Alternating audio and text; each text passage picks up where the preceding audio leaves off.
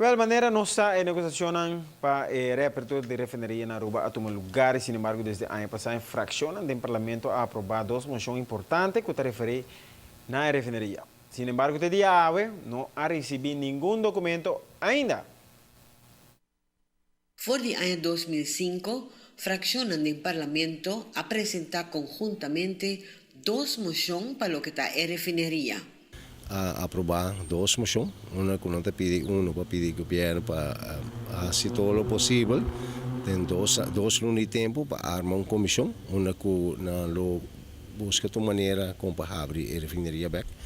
Então, tem outra moção mais que pede para o governo Valero para aguentar com resto de destinação de lugar, o qual também será desmantelação. Para manter durante at least 6 anos de tempo para o governo por fazer trabalho e due diligence para reunir outra companhia. Então, desde dezembro de 2014 acaba, o ministro de Mesa tem contato com o CETCO, pero CETCO mês não estava também com o Valero, por esse tempo ele trabalha via Valero. Então, se nós vamos agora aqui com full saque de desenvolver, com o lograr eigenlijk dat o governo vira dono de full propriedade. Desde que a moção não aborda aprovar via de comissão do Parlamento, a llama é mandatário não para vindo uma explicação sobre o processo de negociação de refineria. Nós saco per dezembro ano passado, estava suposto vir a primeira parte, não a bimberana a moiuna.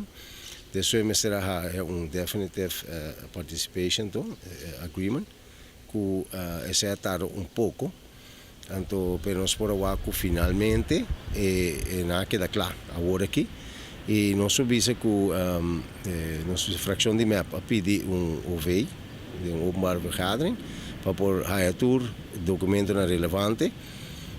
Mientras que de nossa banda, de minha pessoa, a manda pedir bijeenkomst para nos sair toda informação para me explicar o que está. Segundo o parlamentário, que de negociação aqui para promover viaja, o governo de Aruba lo tem voz de refineria. Esta baita para promover viaja, país Aruba tem algo vista também quanto operar a refineria. Agora aqui por certo parâmetros não. Por exemplo, onde não seguro, em full contrato aqui está com a mesa vai operar a refineria de natural gas, que vamos notar é fuel oil, que está antes, que está assim sushi. Para notícia de noite, Emily Hudson. O logro aqui se a refineria começar a operar e gás natural está promovida em história na Aruba, que a refineria vai contribuir positivamente com a Aruba tem menos contaminação dentro do ar.